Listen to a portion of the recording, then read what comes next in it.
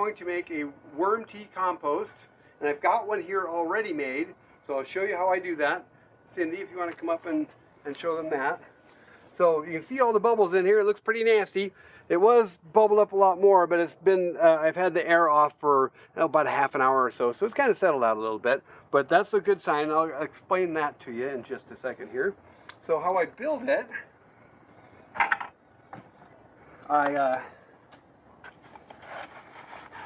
so here's some of the worm compost. I have a big worm composter, a hungry bin, and I'll post a picture of it here, and so you can see what they look like.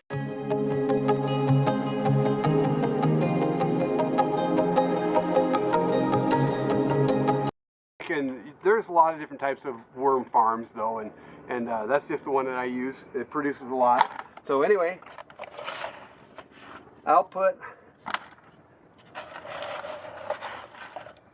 good 3 scoopfuls of,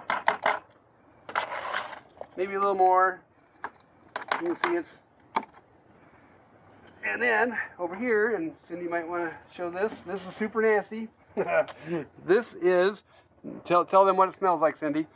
Does it smell really good? It smells terrible. She's shaking her head.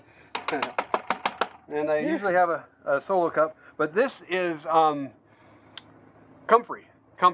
So Comfrey, and what I do, I take it and I have an old blender that I use just for the garden.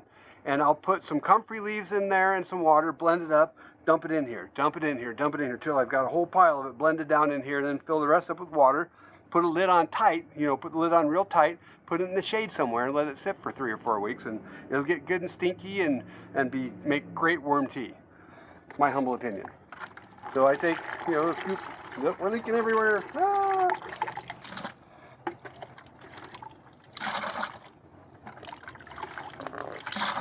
You can see I do precise measurements.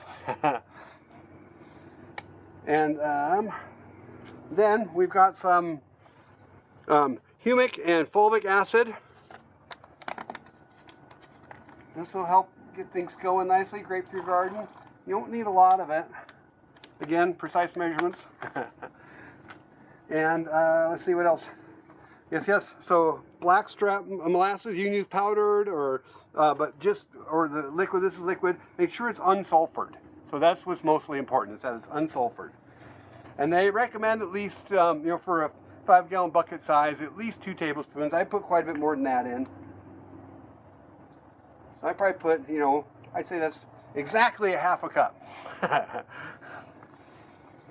So, with comfrey, if you want to plant comfrey, I would recommend a Bocking 14 variety.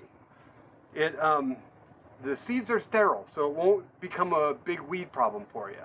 But they grow pretty good size, and the roots, in case you don't know this, grow down like 10 feet deep. That's what makes them a great plant, because they can pull up nutrients that aren't available at the surface.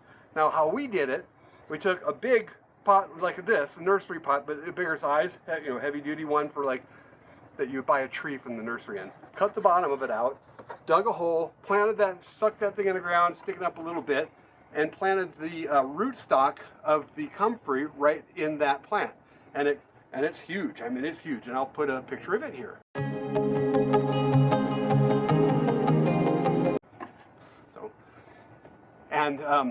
So that's where we get our comfrey from.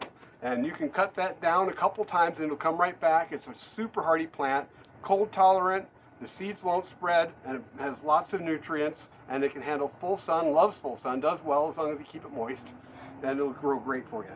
So we've got our fermented comfrey in here, we've got our worm casting in here, and our fulvic acid in here, and our blackstrap molasses in here. So now we just need to add some more water to it. And I usually fill it up about 2/3 of the way, because it'll foam up. And sometimes it'll foam up a little more than others.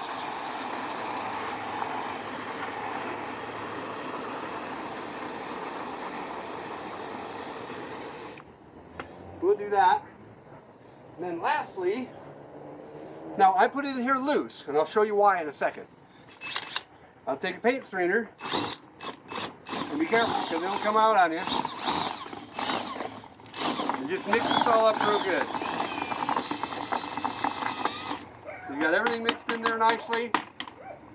And then you take this, put it, you don't want to keep it out in the sun, but I have an old air bubbler for like an aquarium. And I have a pretty good size one. It has 4 ports on it. I put all 4 ports in there with some air stones on the end so it bubbles real nicely, and keep it bubbling for 24 to 48 hours. You know, just a couple days, and a day or two. And then you've got all the chunks in there. So I'll link to my video on our garden. We have a reservoir. So I can't pump all those chunks through my reservoir or through my pump, or it'll plug up the pump. So I've got, and I'm going to try this. We'll open it now. I've never tried it this way, but this is a 5-gallon paint strainer. Just bought it at Lowe's. And let's see.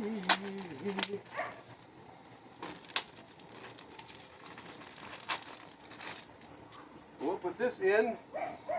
Uh-oh. I don't have a clean bucket. Put this in there real quick.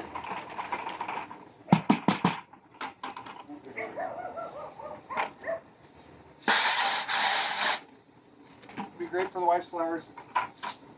Okay, let's see how this fits.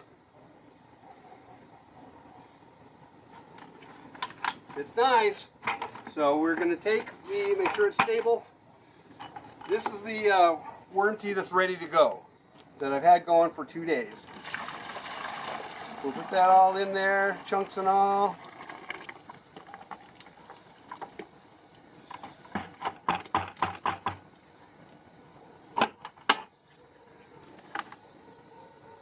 And pull that out.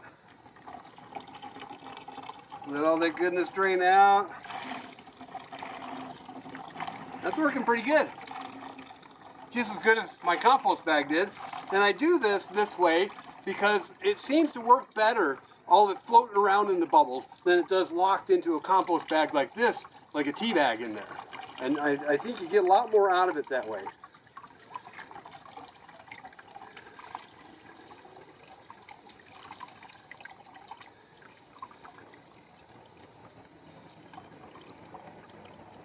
Okay. And then the rest of this is still good. You can add this to like your garden and bury it in. You can put it back on top of your worm farm. There's nothing wrong with that. And there we go. Now it's all nice and strained and ready to go. And we can just dump that right in our reservoir. If you don't have a wicking bed system like I've got, you can dilute this and water your garden with it in like a can. There's a lot of options for this. I would recommend, though, looking into the Revolution Garden System and see if that's for you. If not, there's a lot of ways to use this in your garden to help give your garden the nutrients that it needs to grow bigger, healthier, better for you plants. And thank you so much for watching. We'll see you next time. I forgot to tell you, the foam is a sign that the bacteria is growing in your worm tea. So that's a great thing. If it's foaming, it's alive and super nutritious for your garden. Thanks again.